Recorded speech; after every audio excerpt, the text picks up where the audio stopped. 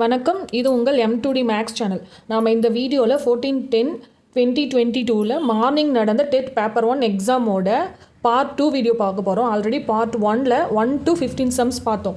இந்த வீடியோவில் 16 to 30 sums பார்க்க போகிறோம். வாங்க வீடியோக்குள்ளே போகலாம். 18 மாம்பழங்களில் மீனா 5/9 பங்கு மாம்பழங்கள் வாங்கினார். ஒவ்வொன்றும் ரூபாய் 15 வீதம். 14 ஆப்பிள்களில் 4/7 பங்கு ஆப்பிள்கள் வாங்கினார். ஒவ்வொன்றும் ரூபாய் 20 வீதம். மீனா வாங்கிய பொருள்களின் மொத்த விலை யாதுன்னு கேட்டிருக்காங்களா? ஃபர்ஸ்ட் மொத்த மாம்பழம் 18. அதுல மீனா எவ்வளவு பங்கு மாம்பழம் வாங்கினாரு? மீனா வாங்கிய மாம்பழம் பங்கு 9/5 இன்டூ மொத்த மாம்பழங்களின் எண்ணிக்கை போட்டா நம்ம மீனா வாங்கிய மாம்பழங்களின் எண்ணிக்கை நமக்கு தெரியுமா? அப்போ 9 2 18 ஈக்குவல் டு 10. அப்போ மீனா வாங்கிய மாம்பழங்கள் 10. ஆப்பிள்களின் எண்ணிக்கை என்னன்னு கண்டுபிடிப்போம். மொத்த ஆப்பிள் எவ்வளவு? மொத்த ஆப்பிள் 14. அதுல மீனா வாங்கிய ஆப்பிளோட எண்ணிக்கை எவ்வளவுன்னு கண்டுபிடிக்கணும். அப்போ 14 இன்டூ எத்தனை பங்கு ஆப்பிள் வாங்கினாரு? 4/7. இப்போ 4/7 கேன்சல் பண்ணா 8. அப்போ மீனா வாங்கிய ஆப்பிள்களின் எண்ணிக்கை 8. நெக்ஸ்ட் என்ன கொடுத்துருக்காங்க?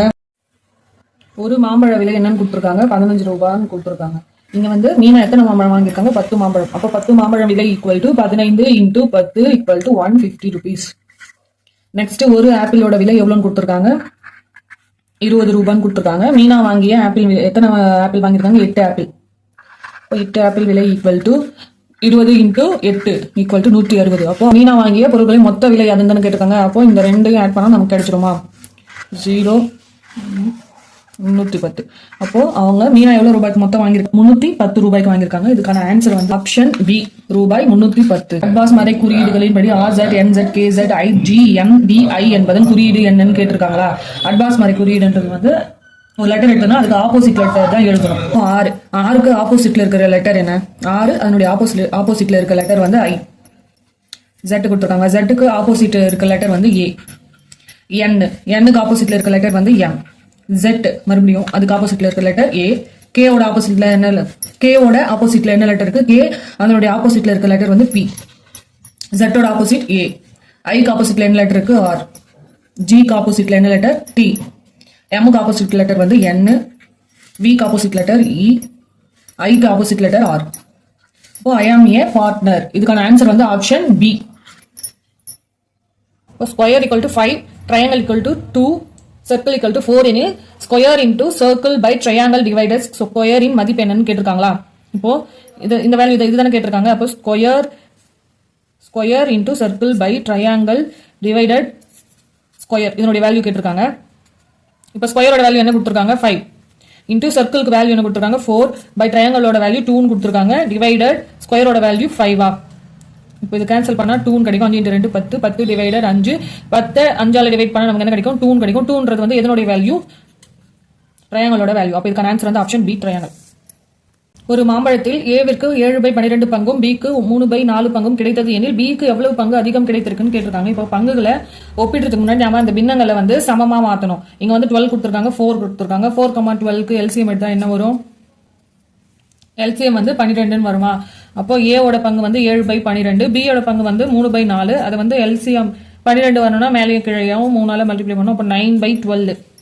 இப்போ இங்க என்ன கேட்டிருக்காங்க? பி பெற்ற பங்கு. இங்க இதுல பிக்கு எவ்வளவு பங்கு அதிகம் கிடைத்திருக்குன்னு கேட்டிருக்காங்க. அப்போ பி பெற்ற பங்குல இருந்து நாம ஏ பெற்ற பங்கு மைனஸ் பண்ணணும். மைனஸ் பண்ண என்ன கிடைக்கும்? 9/12 மைனஸ் 7/12 பண்ணா 2/12. இது கேன்சல் பண்ணா 1/6 கிடைக்கும். இது பிக்கு எவ்வளவு பங்கு அதிகமா கிடைச்சிருக்குன்னா 1/6 பங்கு அதிகமா கிடைச்சிருக்கு. இதுக்கான ஆன்சர் ஆப்ஷன் பி, 1/6. சதுரத்திற்கு 4 சமச்சீர் கோடுகள் உள்ளன. வட்டத்திற்கு எண்ணற்ற சமச்சீர் கோடுகள் உள்ளன. செவ்வகத்திற்கு 4 சமச்சீர் கோடுகள் உள்ளன. சமபக்க முக்கோணத்திற்கு 3 சமச்சீர் கோடுகள் உள்ளன. மேற்கண்ட வாக்கியங்களில் எவை தவறானதுன்னு கேட்டிருக்காங்க. இப்போ ஃபர்ஸ்ட் என்ன கொடுத்திருக்காங்க? சதுரத்திற்கு 4 சமச்சீர் கோடுகள் உள்ளன. சதுரம். இப்போ இது சதுரமா? இதுக்கு எத்தனை சமச்சீர் கோடுகள் உள்ளன? இப்போ இதை ஃபோல்ட் பண்ணா ரெண்டும் ஈக்குவலா இருக்கணும். அது மடிச்சோம்னா எல்லாம் ஈக்குவலா இருக்கணும். அப்ப இந்த மாதிரி சதுரத்திற்கு இப்போ இந்த சைடு மடிச்சாலும் சமமா இருக்கும். அதே மாதிரி இந்த சைடு மடிச்சாலும் சமமா இருக்கும். இப்படி மடிச்சாலும் சமமா இருக்கும். இந்த பக்கம் மடிச்சாலும் சமமா இருக்கும். அப்போ சதுரத்திற்கு எத்தனை சமச்சீர் கோடுகள் உள்ளன? 1 2 3 4 4 சமச்சீர் கோடுகள் உள்ளன. அப்போ ஏ கரெக்ட். நெக்ஸ்ட் என்ன கொடுத்திருக்காங்க? வட்டம். வட்டத்திற்கு எண்ணற்ற சமச்சீர் கோடுகள் உள்ளனன்னு சொல்லியிருக்காங்க. ஓ, இப்படி மடிச்சாலும் கரெக்டா இருக்குமா? இந்த பக்கம் மடிச்சாலும் கரெக்டா இருக்கும். இப்படி மடிச்சாலும் கரெக்டா இருக்கும். இப்படி மடிச்சாலும் கரெக்டா இருக்கும். இந்த மாதிரி மடிச்சுட்டே போலாமா? அப்போ வட்டத்துக்கு எண்ணற்ற சமச்சீர் கோடுகள் உள்ளன. இதுவும் கரெக்ட். நெக்ஸ்ட் செவ்வகம்.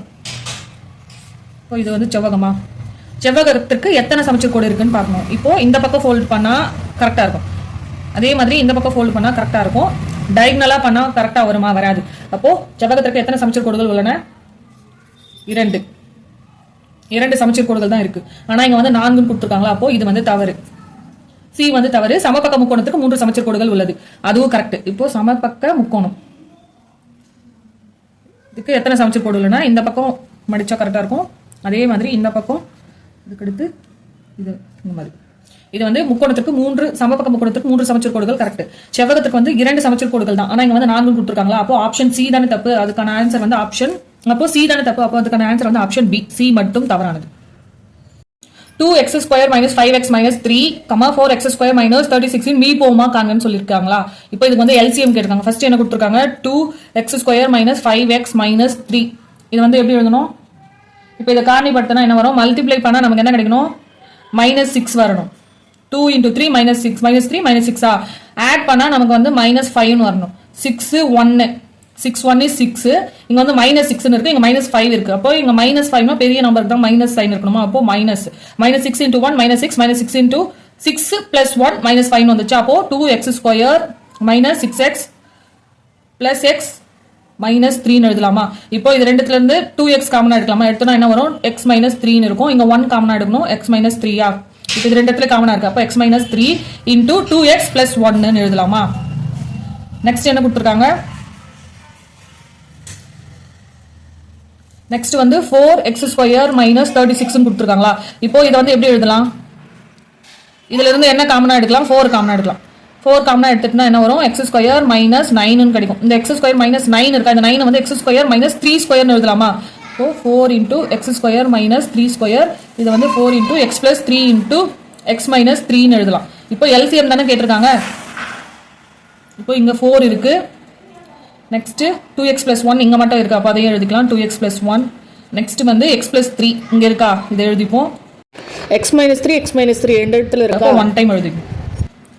அப்போ இதுக்கான ஆன்சர் வந்து 4 into 2x plus 1 into x plus 3 into x minus 3, option C.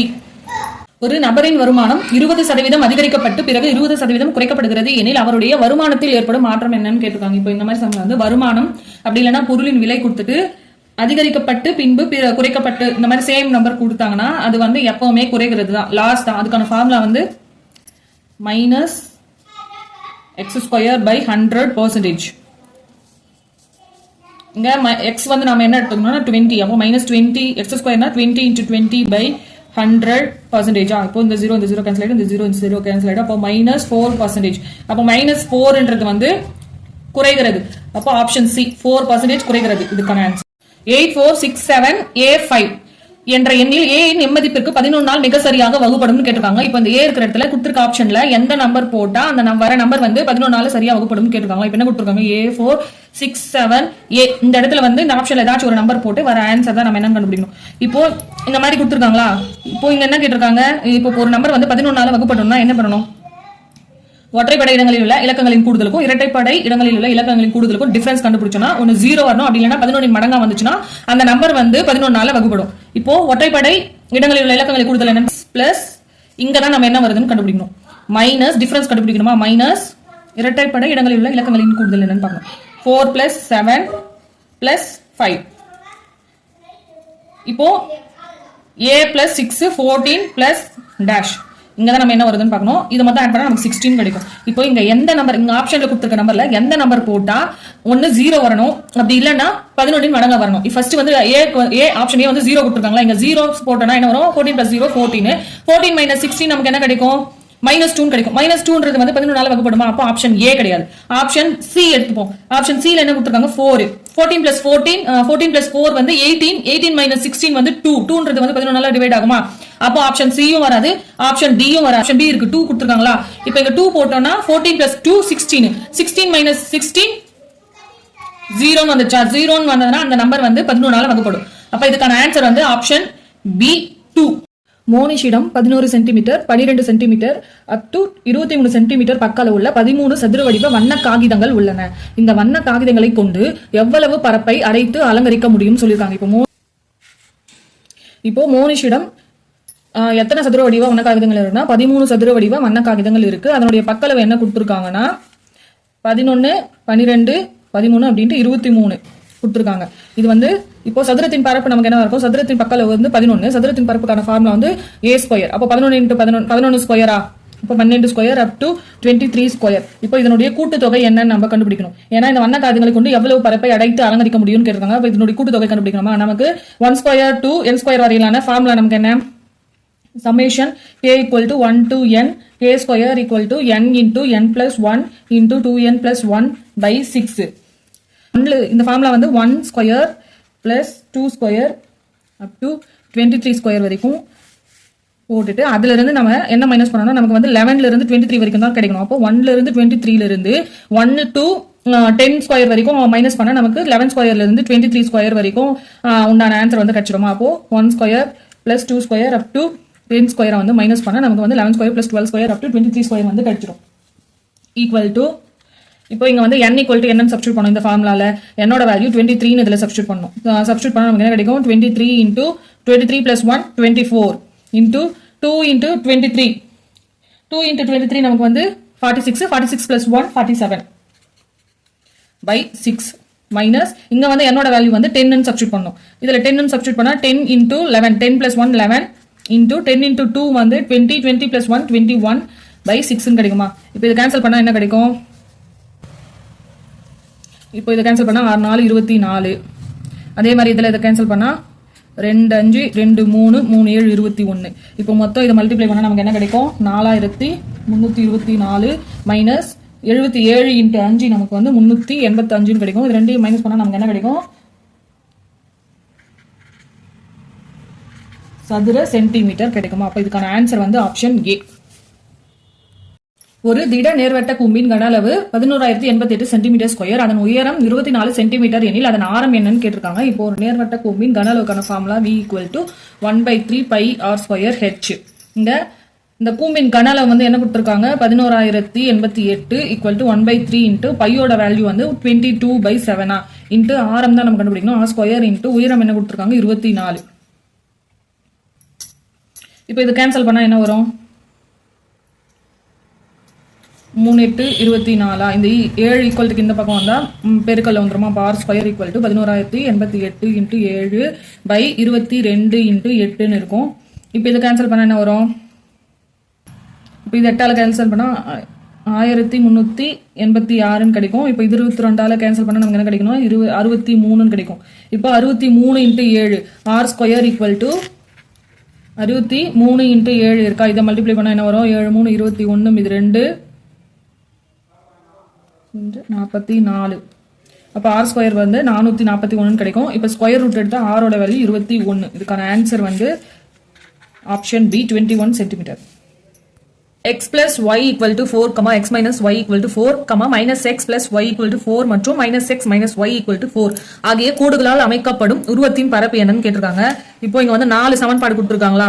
இது வந்து ஈக்குவேஷன் 1 ன்னு வெச்சுப்போம். இது வந்து 2 ன்னு வெச்சுக்கலாம். இது வந்து 3, இது வந்து 4. இப்போ ஃபர்ஸ்ட் ஈக்குவேஷன் 1 ஐயும் 2 ஐயும் சால்வ் பண்ணா நமக்கு ஒரு புள்ளி கிடைக்குமா? x plus y equal to 4, x minus y equal to 4. இது ரெண்டையும் சால்வ் பண்ணா என்ன கிடைக்கும்? 2x equal to 8. அப்ப x ஓட வேல்யூ 4 ன்னு கிடைக்கும். இப்போ இந்த x ஓட வேல்யூவை ஈக்குவேஷன் 1ல சப்ஸ்டிட்யூட் பண்ணா நமக்கு என்ன கிடைக்கும்? 4 plus y equal to 4. அப்போ y ஓட வேல்யூ வந்து 0 ன்னு கிடைக்குமா? அப்ப என்ன புள்ளி நமக்கு கிடைக்குது? 4, 0ன்னு கிடைக்குதா? ஈக்குவேஷன் 2ஐயும் ஈக்குவேஷன் 4ஐயும் நம்ம சால்வ் பண்ணலாம். சால்வ் பண்ணா என்ன கிடைக்கும்? நமக்கு என்ன புள்ளி கிடைக்கும்? 0, -4ன்னு கிடைக்கும். நெக்ஸ்ட் ஈக்குவேஷன் 4ஐயும் ஈக்குவேஷன் 3 இது ரெண்டையும் சால்வ் பண்ணலாமா? சால்வ் பண்ணா என்ன கிடைக்கும்? -x minus y equal to 4, -x plus y equal to 4. இப்போ சால்வ் அப்போ நமக்கு என்ன புள்ளி கிடைக்கும்னா -4, 0ன்னு கிடைக்கும். நெக்ஸ்ட் வந்து -x plus y equal to 4, x plus y equal to 4. இதை சால்வ் பண்ணா நமக்கு என்ன கிடைக்கும்? இதோட வேல்யூ 0ன்னு கிடைக்கும். அப்போ பாயிண்ட் வந்து நமக்கு என்ன கிடைக்கும்? 0, 4ன்னு கிடைக்கும். இப்போ 4 புள்ளி கிடைச்சிருச்சா? இப்போ இதை வந்து அந்த 4 புள்ளி என்னென்ன? ஃபர்ஸ்ட் 4, 0. 4, 0னா எங்க வரும்? இந்த சைட்ல பிளஸ், இந்த சைட்ல மைனஸ் வருமா? அப்போ 4, 0 இங்க வரும். நெக்ஸ்ட் 0, -4. 0, -4 எங்க வரும்? இங்க பிளஸ் சைன், இங்க மைனஸ் சைன். அப்போ 0, -4 இங்க வருமா? நெக்ஸ்ட் என்ன கொடுத்து வந்திருக்கு? -4, 0. -4, 0னா இந்த சைடு வருமா? நெக்ஸ்ட் பாயிண்ட் வந்து 0, 4னா இங்க வரும். இப்போ இதையெல்லாம் ஜாயின் பண்ணா நமக்கு என்ன கிடைக்குது? ஒரு சாய் சதுரம் கிடைக்குதா? சாய் சதுரத்தின் பரப்பு கண்டுபிடிக்கிறதுக்கான ஃபார்முலா A = ½ × d1 × d2. இப்போ இந்த d1 d2 ஓட வேல்யூ கண்டுபிடிக்கணுமா? இப்போ இது ஒரு மூலைவிட்டம், இது ஒரு மூலைவிட்டம். d1 d2 இதனுடைய வேல்யூ என்ன? இந்த சைடு 4 இருக்கு, இந்த சைடு 4 இருக்கு. அப்போ d1 ஓட வேல்யூ வந்து 4 + 4 8. அதே மாதிரி d2 வந்து இந்த சைடு 4 இந்த சைடு 4 ரெண்டு ஆட் பண்ணா 8 8 × 8 இது கேன்சல் பண்ணா 2 4 8 = 32 சதுர அலகுகள். இப்போ இதுக்கான ஆன்சர் வந்து ஆப்ஷன் A 32 சதுர அலகுகள். இரண்டு வட்டங்களில் ஒரே அளவு கொண்ட வில்லின் நீளங்கள் 40 டிகிரி மற்றும் 60 டிகிரியை மைய கோணங்களாக தாங்கும் போது அவ்விரு வட்டங்களுக்கான ஆரங்களின் விகிதம் என்னன்னு கேட்டிருக்காங்க. இப்போ இந்த மாதிரி சம்ல இப்போ இங்க என்ன கொடுத்திருக்காங்க? ஒரே அளவு கொண்ட வில்லின் நீளங்கள். இந்த வட்டங்களின் வில்லின் நீளம் வந்து சமமா இருந்துச்சுன்னா அதனுடைய ஆரங்களின் விகிதம் வந்து இன்வெர்ஸ்லி ப்ரொபோர்ஷனலா இருக்கும். இப்போ இங்க என்ன கொடுத்திருக்காங்க? டிகிரி விகிதம் என்ன கொடுத்திருக்காங்க? 40 டிகிரி ஈஸ்ட் 60 டிகிரியா? இப்போ இதை அப்படியே மாத்தி போடணும். 60 டிகிரி ஈஸ்ட் 40 டிகிரி. இப்போ இதை கேன்சல் பண்ணா நமக்கு என்ன கிடைக்கும்? 20 3 60 22 40. அப்போ 3:2. இதுக்கான ஆன்சர் வந்து ஆப்ஷன் C 3:2. 30 அட்டைகளின் மொத்த எடை 100 கிராம் எனில் அதே அளவுடைய 5 கிலோகிராம் எடையில் எத்தனை அட்டைகள் இருக்கும் கேட்டிருக்காங்க. ஃபர்ஸ்ட் வந்து இங்க கிராம் கொடுத்திருக்காங்க, கிலோகிராம் கொடுத்திருக்காங்க. இந்த அலகுகளை வந்து நாம ஒரே அலகா மாத்தணும். இப்போ ஃபர்ஸ்ட் வந்து இந்த கிலோகிராமை நம்ம கிராமா மாத்திக்கலாம். 1 கிலோகிராம் ஈக்குவல் டு நமக்கு என்ன? 1 கிலோகிராம் ஈக்குவல் டு 1000 கிராம். இங்க வந்து 5 கிலோகிராம் கொடுத்திருக்காங்களா? 5 கிலோகிராம கிராமா மாத்தினா என்ன கிடைக்கும்? 1000 × 5 5000 கிலோகிராம் 5000 கிராம் கிடைக்குமா? இப்போ இது வந்து கிராமா மாத்திட்டோம். நெக்ஸ்ட் இங்க என்ன சொல்லிருக்காங்க? 30 அட்டைகளின் மொத்த எடை வந்து 100 கிராம். 30 அட்டையோட எடை வந்து 100 கிராம். 100 கிராமுக்கு எத்தனை அட்டைகள் இருக்கு? 30 அட்டைகள். இப்போ 1 கிராமுக்கு எத்தனை அட்டை இருக்குன்னு நம்ம கண்டுபிடிக்கணும். என்ன பண்ணணும்? 1 கிராமுக்கு எத்தனை அட்டைகள் வரும்னா அப்போ இந்த 30 இந்த 100ஆல டிவைட் பண்ணணும் அட்டை கண்டுபிடிக்கிறதுக்காக. அப்போ 30/100. அப்போ 1 கிராமுக்கு வந்து 30/100 அட்டை இருக்கும். இங்க வந்து எவ்வளவு கிராம் நம்ம கண்டுபிடிக்கணும்? 5000 கிராம் கண்டுபிடிக்கணும். இங்க வந்து 1 கிராமுக்கு வந்து 30/100 அட்டைகள். அப்ப 5000 கிராமுக்கு எத்தனை அட்டைகள்னா இதை வந்து 5000ஆல மல்டிப்ளை பண்ணணுமா? இப்போ இந்த மல்டிப்ளை பண்ணா என்ன வரும்? 5000 கிராம் ஈக்குவல் டு 30/100 இன்டூ 5000. இந்த 2 0 இந்த 2 0 கேன்சல் ஆயிடும். இப்போ இது மல்டிப்ளை பண்ணா நமக்கு என்ன கிடைக்கும்? 1500 அட்டைகள். இப்போ 5000 கிராம்ன்றது வந்து 5 கிலோகிராம் தானே? 5 கிலோகிராமுக்கு எத்தனை அட்டைகள் இருக்கும்னா 1500 அட்டைகள் இருக்கும். வந்து ஆப்ஷன் டி 1500. எல் ஆனது எம்முக்கு இணை எனில் படத்தில் எக்ஸ் மற்றும் ஒய்யின் மதிப்பு என்னன்னு கேட்டிருக்காங்க. இப்போ எல் எம் என்றது வந்து ஒரு இணைக்கோடு. இங்க வந்து எக்ஸ் மற்றும் ஒய்யோட மதிப்பு தானே கேட்டிருக்காங்க. இப்போ இந்த படத்துல வந்து 4x 2x இது ரெண்டும் வந்து ஒரு நேர்கோட்டின் மீது அமைஞ்சிருக்க கோணங்களா? அதனால இவற்றோட கூடுதல் வந்து என்ன இருக்கும்னா 180 டிகிரின்னு இருக்கும். இப்போ 4x + 2x ஓட கூடுதல் 180 டிகிரி. 6x = 180. x = நமக்கு என்ன கிடைக்கும்? 30 கிடைக்கும். இப்போ x ஓட வேல்யூ 30 டிகிரி. நெக்ஸ்ட் y ஓட மதிப்பை கண்டுபிடிக்கணுமா? படத்துல y இருக்கா? y-யும் 2x இது வந்து ஒன்றுக்கொன்று மாற்று உட்கோணங்கள். இங்க வந்து இது ரெண்டும் இணைக்கோடுகளா? எல் எம்ன்றது வந்து இணைக்கோடுகள். இதை வந்து ஒரு குறுக்கு வெட்டி வெட்டும் போது மாற்று உட்கோணங்கள் வந்து சமமா இருக்கும். அப்போ இது ரெண்டும் சமமா இருக்குமா? 2x-ம் y-ன்றது வந்து மாற்று உட்கோணங்கள். இது ரெண்டு இணைக்கோடுகளை இது வெட்டுறதுனால இது ரெண்டும் ஈக்குவலா இருக்கும். அப்போ y = 2x, y = 2. x ஓட வேல்யூ நம்ம என்ன கண்டுபிடிச்சிருக்கோம்? 30. 2 × 30 60. அப்போ y = 60 டிகிரி. இதுக்கான ஆன்சர் 30, 60 டிகிரி ஆப்ஷன் ஏ. படத்தின் AB ஆனது CDக்கு இணை எனில் x டிகிரி, y டிகிரி மற்றும் z டிகிரியின் மதிப்புகளை காண்கன்னு சொல்லியிருக்காங்க. இப்போ A என்ற இடத்துல இருக்கிற கோணம் வந்து 48 டிகிரி, C என்ற இடத்துல இருக்கிற கோணம் 60 டிகிரி. நம்ம இப்போ E-யோட உள்கோணம் E என்ற இடத்துல இருக்கிற கோணத்தை தான் நம்ம கண்டுபிடிக்கணும். முக்கோணத்தை 3 கோணங்களின் கூடுதல் வந்து 180 டிகிரியா? இப்போ இங்க என்ன கொடுத்திருக்காங்க? 48 டிகிரி + 60 டிகிரி + E-யின் உள்கோணம். E-யின் உள்கோணம் = 180 டிகிரி. இப்போ E-னோட உள்கோணம் தானே நம்ம கண்டுபிடிக்கணும். அப்போ E-யின் உள்கோணம் = 180 - 60 + 48 108 = 72 டிகிரி தான் ஈயோட உள்கோணம். இப்போ Z டிகிரி, Zன்றது வந்து இதுல வந்து புறக்கோணம். இந்த புறக்கோணன்றது வந்து உள்கோணத்துக்கு எப்பவுமே ஆப்போசிட்டா தான் இருக்கும். அப்போ புறக்கோணம் எப்படி கண்டுபிடிக்கணும்? z டிகிரி கண்டுபிடிக்கணுமா? புறக்கோணம் ஈக்குவல் டு 180 மைனஸ் உள்கோணம். 180 மைனஸ் உள்கோணம் எவ்வளோ? 72 மைனஸ் பண்ண நமக்கு என்ன கிடைக்கும்? 108 டிகிரி. அப்போ z புறக்கோணன்றது வந்து z டிகிரியா? z-ஓட வேல்யூ வந்து 108 டிகிரி. இப்போ இதே மாதிரி தான் நாம x-ஓட வேல்யூ y-ஓட வேல்யூ கண்டுபிடிக்கணும். 60 degree plus x degree plus 72 equal to 180யா? ஈயோட வேல்யூ ஈயோட டிகிரி வந்து 72. இப்போ எக்ஸ் ஈக்குவல் டு நமக்கு என்ன கிடைக்கும்? 180 மைனஸ் 132. அப்போ நமக்கு என்ன கிடைக்கும்? எக்ஸ் ஈக்குவல் டு 48 டிகிரின்னு கிடைக்கும். இப்போ ஒய் கண்டுபிடிக்கணுமா? 48 degree plus y plus 72 equal to 180. இப்போ ஒய் ஈக்குவல் டு நமக்கு என்ன கிடைக்கும்? 60 டிகிரின்னு கிடைக்கும். இப்போ இதுக்கான ஆன்சர் வந்து எக்ஸ் வந்து 48, ஒய் 60, Z வந்து 108, ஆப்ஷன் டி.